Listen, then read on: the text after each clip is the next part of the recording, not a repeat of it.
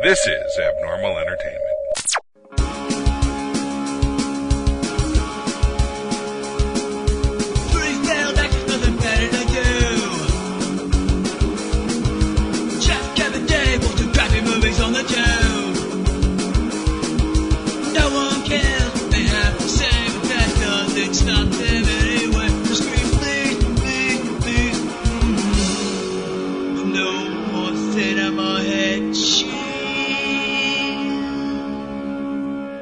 Welcome, everyone, to the Cinema Head Cheese Podshort for Fuller House, Season 3, Part 1.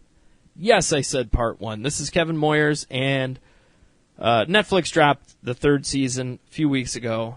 For them to put up 3 seasons in a year's time, less than a year's time, is pretty amazing. You're not constricted to your typical network issues, like having to schedule it for this and that, have to schedule your summer programs and this and that. They just do what they want to do, which is great. And let's face reality, we're not seeing a lot of these actors in other things right now so much.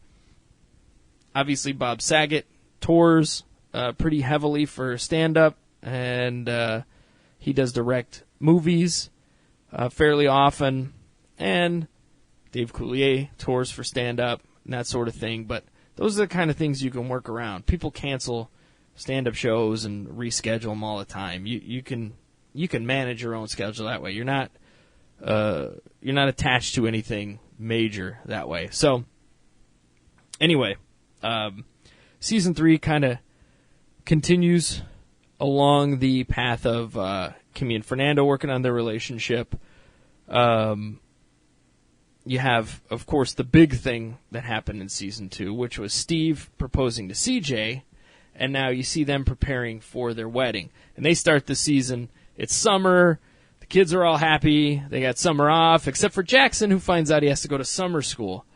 That kind of sucks. But he ends up meeting Rocky, who is this tough girl.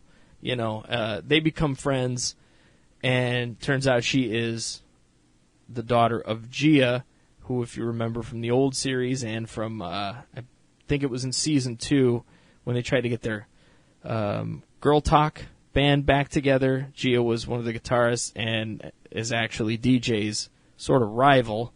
But anyway, so you get that. Relationships change throughout the season. That's a big focus. Fernando is thought to be cheating on Kimmy in the first episode. Jimmy and Stephanie see him with this amazing woman, and he's hugging her, and they're all laughy and friendly and stuff like that. And they think he's cheating, and they let it slip to Kimmy, who flips out, and especially when Fernando walks into the house with this woman and has a big announcement. Kimmy's brain is already at cheating, flips, throws lemonade in their faces and stuff, and it turns out she's a realtor. And Fernando has purchased Kimmy's childhood home, which, if you remember, was right next door. So, for the first time in this season, we get to go into the home, which is basically like a fun house. It's crazy. And don't worry, Kimmy decides she's mad at Fernando for making the purchase without her knowledge. He wanted it to be this big surprise. She does think that's sweet, and she's happy about that, that he'd go to make this grand gesture and all that stuff. But she decides she's going to stay in the Fuller house, and so Jimmy ends up moving in, ditching his RV, moving in with Fernando next door. So everything's still in close proximity. He doesn't go very far. There's a little bit of a tug-of-war over Ramona and which house she's going to live in and spend time in. But they work that out, and she does make it clear, I'm a teenager now. I don't want to be with either one of you. I love you both, but hey. So that goes. So you see, the workings of the relationship of Kimmy and Fernando as they work that out a little bit, and Fernando's technically out of the house, but, he's there. You see Jimmy and Stephanie grow closer as we come to the possibility of Stephanie maybe having a baby through a surrogate. As we know from the other seasons, she is unable to carry a child, and Becky comes in and says, well, I know somebody that might be able to help. Don't give up. We see Becky and Jesse a little bit with their new baby daughter that they've adopted. Jesse spends the night babysitting all the kids on his own while the ladies go out for a night on the town, and it's a complete and total disaster, which is reminiscent of, he and Joey early on, babysitting for the first time. But, amped up quite a bit.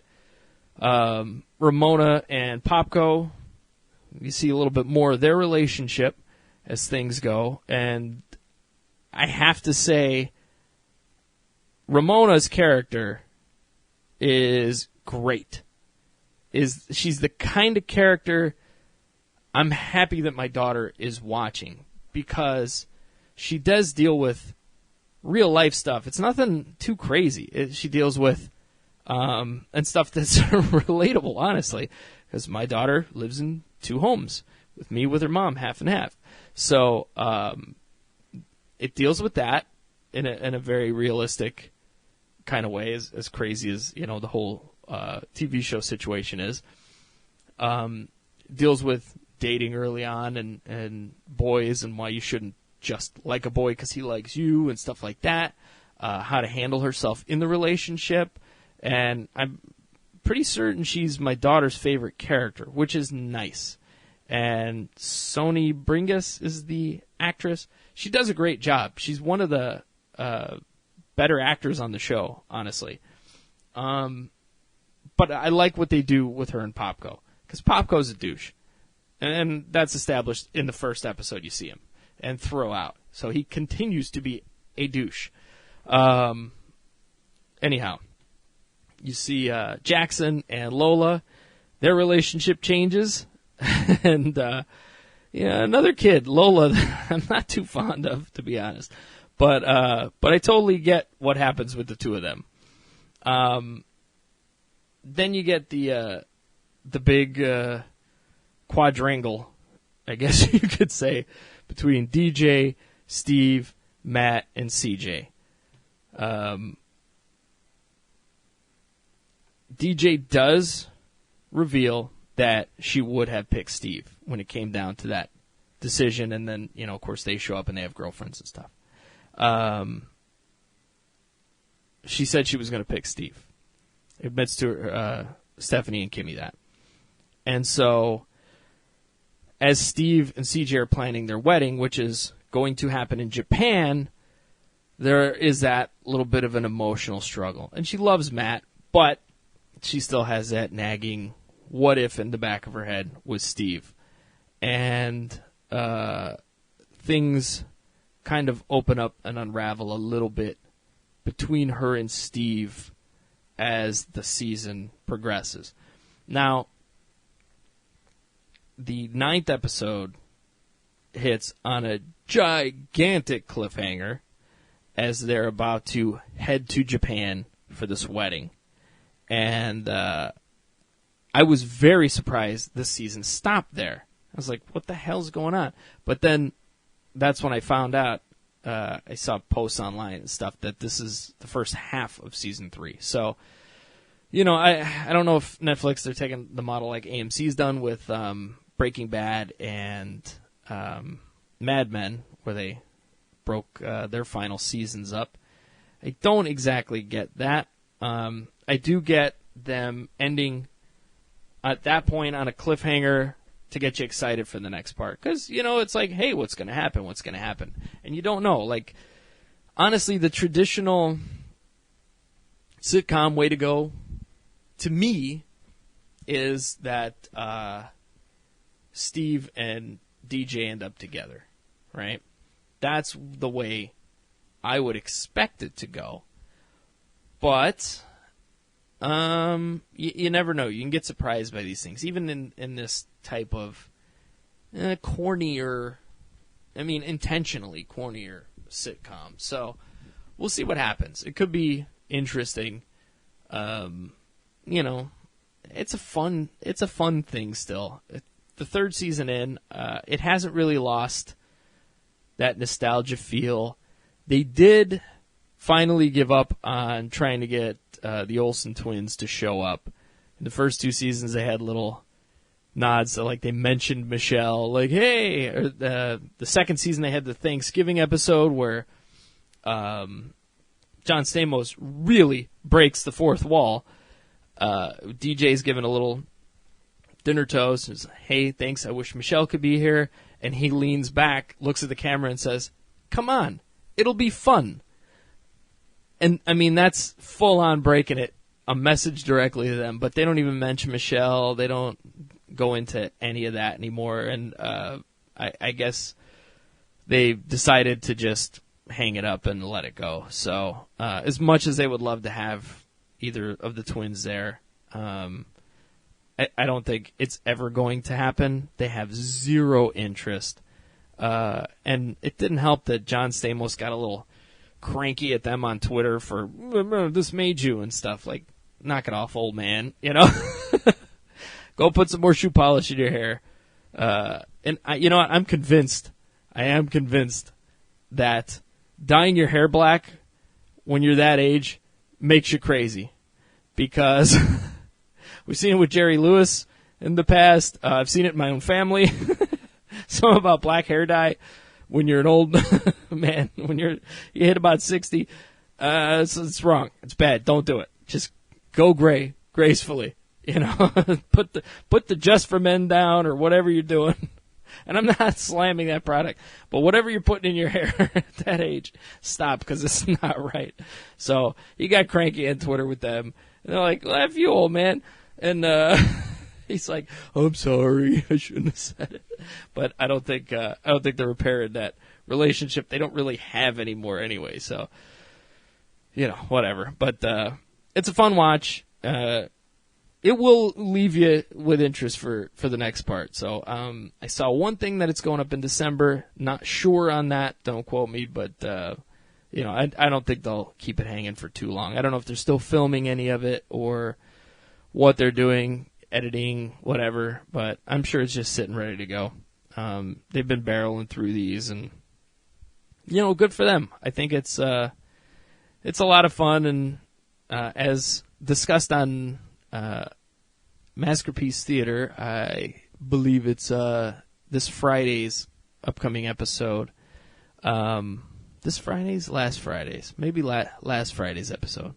Whatever. We did talk about how my generation, Generation X, and some of Generation Y were very nostalgic, and we are bringing back all of our old things, and this is one of them, and it's okay. We're the generation, I don't want to say in charge now, but we're the central generation age-wise now. We're all, in our 40s, and, Y is in their 30s, and we're kind of the meat of the economy at this point, so we get a little bit of what we want. So, hey, what are you going to do, right? They tried bringing back really, like Blade Runner, tried doing that. That's too old, and it didn't work out so well financially. So you just keep it right in the heart of what we like, and we will watch it. So anyhow, go check it out. Thank you for listening. Always do appreciate it. I know I missed some time, and I said we're going to get 2 weeks done every week and whatever, but we're firming up everything for Search for the Book of the Guardians.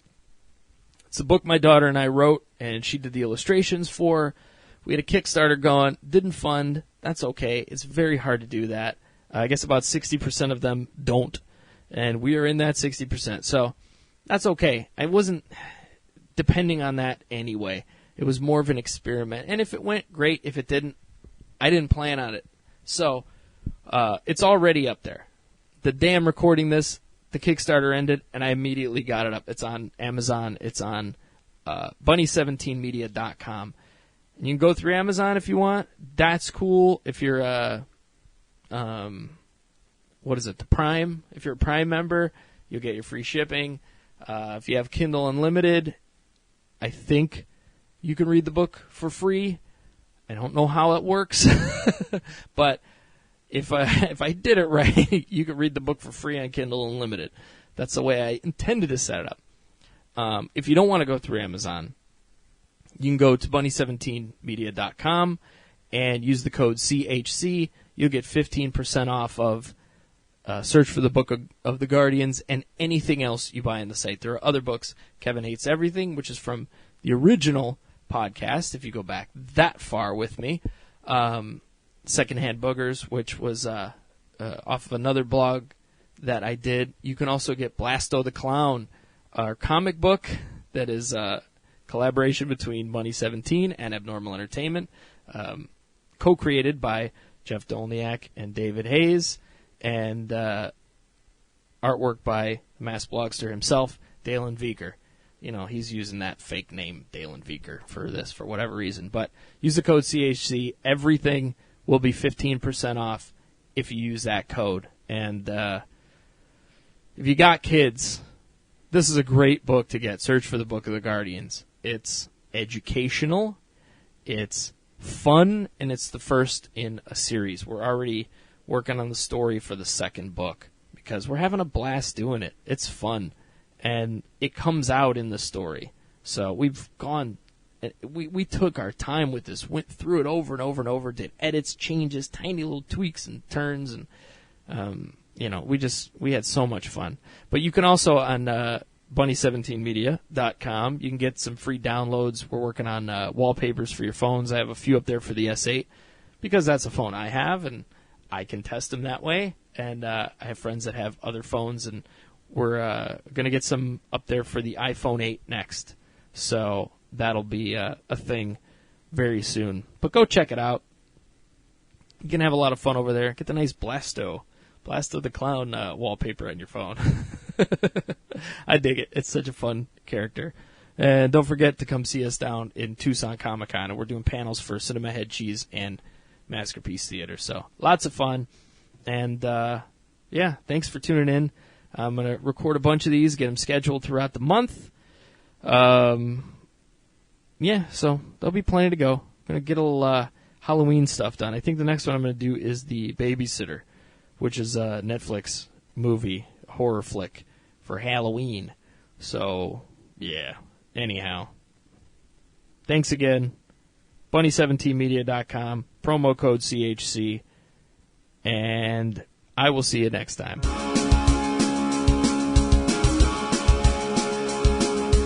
Subscribe and download back episodes of Cinema Head Cheese the podcast, and read all of our movie reviews and news at cinemaheadcheese.com.